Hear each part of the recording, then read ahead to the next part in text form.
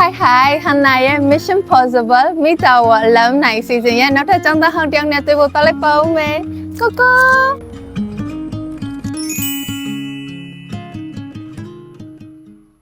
Hi Hana ကတော့နောက်ထပ် GKS ကျောင်းသားဟောင်းတယောက်နဲ့တွေ့ဆုံဖို့ဒီနေရာကိုရောက်ရှိနေပြီပဲဖြစ်ပါတယ်ကိုမိတ်ဆက်ပေးလို့ရမလားရှင်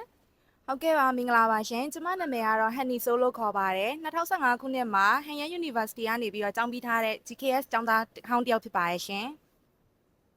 ဟုတ်ကဲ့မဟန်နီဆိုရှင်အခုလက်ရှိဘာတွေဘလို့အလုပ်တွေလုပ်နေလဲသိပြစီရှင်ဟုတ်ကဲ့ပါရှင်ကျမကတော့ဒီမြန်မာပလာဇာဆယ်လွှာမှာရှိတဲ့ရှင်းနှမ်းမှန်ရန်ကုန် branch မှာလက်ရှိလုပ်နေပါတယ်တာဝန်ထားတဲ့အပိုင်းကတော့ credit ဌာနရဲ့ credit manager အဖြစ်လုပ်ကိုင်နေပါတယ်ရှင်ဟုတ်ကဲ့ပါမဟန်နီဆိုရှင်ကိုရီးယားမှာကျောင်းတက်စဉ်ကာလမှာပေါ့နော်သင်ယူခဲ့တဲ့ဒီပညာတွေဗဟုသုတတွေကအခုလက်ရှိဒီ career life ပေါ့နော်အလုပ်လုပ်နေတဲ့အချိန်မှာအထောက်အကူဖြစ်လားရှင်ဟုတ်ကဲ့ပါရှင်ပြောရမယ်ဆိုလို့ရှိရင်တော့အထောက်အကူအများကြီးဖြစ်ပါတယ်အဓိကအဖြစ်ကတော့ကျမတို့ဘဏ်ကဒီကိုရီးယားလူမျိုးတွေကို service ပေးတဲ့အခါမှာဘာသာစကားအရာရောထိထိရောက်အများကြီးအလုပ်ကမ်းခွင်မှာအကူအညီများတဲ့ဖြစ်ပါတယ်နောက်တစ်ခုကယူထားတဲ့တင်ယူခဲ့တဲ့ဘာသာရပ်ကလည်းပဲစီးပွားရေးနဲ့သက်ဆိုင်တဲ့ဘာသာရပ်ဖြစ်ခဲ့တဲ့အတွက်ကြောင့်အခုဒီ credit ဌာနမှာ credit analyst အနေနဲ့လုပ်တဲ့အခါမှာလည်းပဲအထောက်ပံ့ကောင်းအများကြီးဖြစ်တဲ့အပြင်ကိုလုပ်ငန်းခွင်မှာလည်းပဲကိုယ့်အတွက် career life development ဖြစ်ဖို့အတွက်မှာဖြစ်ဖို့ရမှာလည်းပဲအကူအညီထောက်ပံ့နေအများကြီးပဲဖြစ်ပါတယ်ရှင်ဟုတ်ကဲ့ပါမဟန်နီဆိုရှင်နောက်ပြီးတော့ဒီကိုရီးယားမှာကျောင်းတက်နေတဲ့ပေါ့နော်အဲကျောင်းတက်နေစေကာလပြန်တွေးကြည့်ပြီးတော့အဲ့တုန်းကကျောင်းသူဟန်နီဆိုကိုအခုလက်ရှိ career life မှာအောင်မြင်နေတဲ့မဟန်နီဆို2025ဟန်နီဆိုကဘာမစင်ပေးကျင်လဲပေါ့နော်ပေးလို့ရမယ်ဆိုရင်ဟုတ်ကဲ့ပါကျောင်းတက်နေတော့ကဆိုတော့လွန်ခဲ့တဲ့10နှစ်ပေါ့နော်10နှစ် live ကိုပြန်ပြောရမယ်ဆိုလို့ရှိရင်ရောက်နေတဲ့ကာလမှာစားလုပ်တာလဲစားလုပ်တာပေါ့စားကတော့ဒါကတော့စူးစမ်းရမယ့်တစ်ပိုင်းပေါ့ဒါအပြင်ကိုအခြားသော activities တွေနောက်တစ်ခုကတငယ်ချင်းတွေနဲ့ခရီးထွက်တာမျိုးတွေတခြားနိုင်ငံတငယ်ချင်းတွေနဲ့တွေ့တဲ့အခါမှာသူတို့ရဲ့ယဉ်ကျေးမှုတွေသူတို့နိုင်ငံတွေကိုတွားရောက်လေပတ်နိုင်မဲ့အခွင့်အရေးတွေဒါမျိုးတွေရှိလို့ရှိရင်လည်းအများကြီးလုံနိုင်ခဲ့မယ်ဆိုရင်ကောင်းတဲ့အတွေ့အကြုံအများကြီးရှိနေခဲ့ရဆိုတော့ဒီအချိန်မှာပြန်ပြောရမယ်ဆိုရင်အဲ့လိုအပိုင်းမျိုးလေးကိုကိုပြန်ပြီးတော့ပြောချင်ပါတယ်ဟုတ်ကဲ့ပါရှင်ဟန်နာမေးချင်တာတော့လေဒီ scholarship တွေလည်းအများကြီးရှိတယ်နောက်ပြီးတော့နိုင်ငံခြားကျောင်းသွားဖို့ပေါ့နော်ရွေးချယ်စရာနိုင်ငံတွေလည်းအများကြီးရှိတဲ့အထက်မှာဒီကိုရီးယားအစိုးရကဖိတ်ခေါ်တဲ့ဒီ GKS scholarship program ကိုရွေးချယ်ရတဲ့အကြောင်းရင်းရှိပါသလားရှင်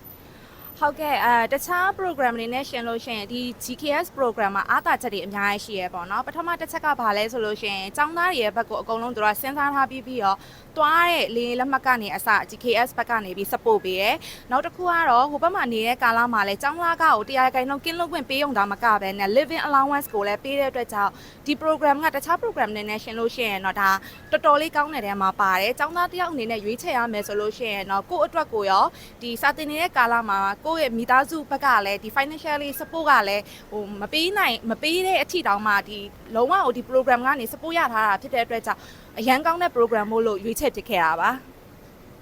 ဟုတ်ကဲ့ပါဖြစ်ပေးတဲ့အတွက်ကျေးဇူးတင်ပါတယ်နောက်ဆုံးမေးခွန်းလေးတစ်ခုပေါ့နော်အဲ့ဒါကတော့ဒီကိုရီးယားမှာပညာသင်ကြားခဲ့တဲ့ဒီကျောင်းသားဘဝမှာအပျော်ရွှင်ဆုံးအချိန်ဒါမှမဟုတ်အပျော်ရွှင်ဆုံးအခိုက်အတန့်ပေါ့နော်အဲ့ဒါဘယ်အချိန်ဖြစ်မလဲရှင်ပြောရမယ်ဆိုလို့ရှိရင်တော့ဒါ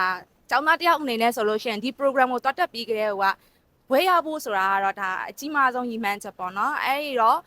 ဘွဲရတဲ့အချိန်ကတော့အပျော်ဆုံးဒါပေမဲ့ဘယ်လားအဲ့ထဲမှာဘယ်အခိုက်အတန့်လေးကပို့ပြီးပြောစရာကောင်းလဲဆိုလို့ရှိရင်တောက်လျှောက် thesis တွေလုပ်ခဲ့ရတယ် analysis တွေလုပ်ခဲ့ရတယ်ပြီးတော့ presentation တွေလုပ်ခဲ့ရတယ်ဒီ result တွေအကုန်လုံးကိုနောက်ဆုံးမှာကျောင်းကနေပြီးတော့ဒီ thesis ရေးထားတဲ့ thesis ကြီးကအောင်မြင်သွားပါပြီဒီဘယ်လိုရမလဲ graduation ပေါ့နော်ဂျိုတော့အတွက်ကိုတင်ကကိုက်ညီသွားပါပြီဆိုတော့ message ရတဲ့အချိန်ကတော့အပျော်ဆုံးချိန်ဖြစ်ခဲ့ပါတယ်ရှင်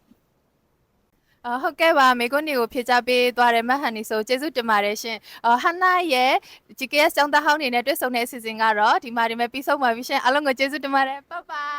င်我要变得我再来玩看。